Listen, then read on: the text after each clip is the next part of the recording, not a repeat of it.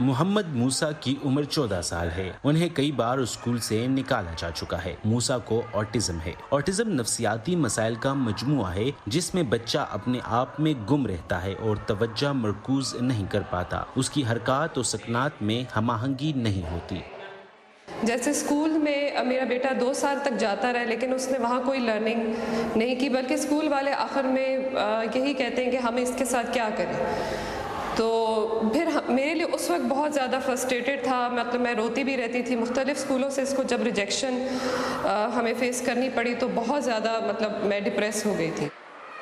Autism society of Pakistan کے مطابق ملک میں 3 لاکھ سے زائد بچے آٹزم میں مبتلا ہے۔ خیبر پختونخوا میں ایسے 70,000 بچے موجود ہیں، لیکن ان کی تعلیم و تربیت کے لیے صوبے میں کوئی مخصوص ادارہ موجود نہیں۔ پشاور کی معصومہ خان نے ایسے ہی بچوں کی مدد کرنے کا فیصلہ کیا اور آٹزم اینڈ لرننگ ڈسیبلٹیز کے نام سے ادارہ قائم کیا۔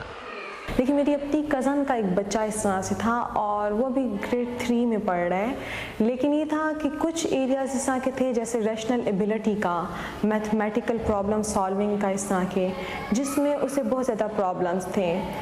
تو خیال آیا کہ اچھا چلو ٹھیک ہے، اس بچے کے لیے کچھ نہ کچھ سیکھ لوں۔ اسی طرح سے ایک سینٹر میں جو ہے وہ آٹزم ریسورس سینٹر اسلام آباد میں اپلیکیشن دی سیکھنے کے لیے، اور ان کی ڈائریکٹرز جو ہیں انہوں نے اس اپلیکیشن کو ایکسیپٹ کر لیا تھا، وہاں پہ سیکھا۔ So I have started this center of autism for autistic kids. اس سینٹر میں 24 بچے زیر تعلیم ہیں۔ یہاں ان کی جسمانی اور نفسیاتی تربیت بھی کی جاتی ہے۔ جن بچوں کے جس طرح کے ایشوز ہوتے ہیں اسی طرح کا پلانر ان کے لیے ہمیں بنایا جاتا ہے۔ پھر جب وہ چیزیں اچیو ہو جاتی ہیں تو پلانر جو ہے وہ اپ گریڈ کیا جاتا ہے۔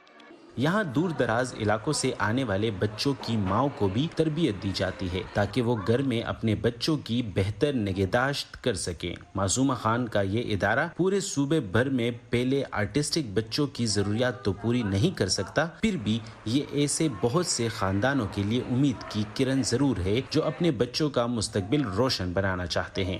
عمر فاروق، وائس آف امریکہ، پشاور۔